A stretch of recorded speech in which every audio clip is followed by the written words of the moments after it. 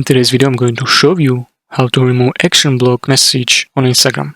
If you're on Instagram and you get message that certain action has been blocked, this happens when Instagram thinks you may be bot or trying to manipulate app, often due to repetitive actions like liking many posts or following a lot of accounts in short period. To fix this, tap on your profile icon at the bottom right and then tap on three lines at the top right, hamburger menu. Scroll down and tap on help and choose report problem without shaking and explain situation.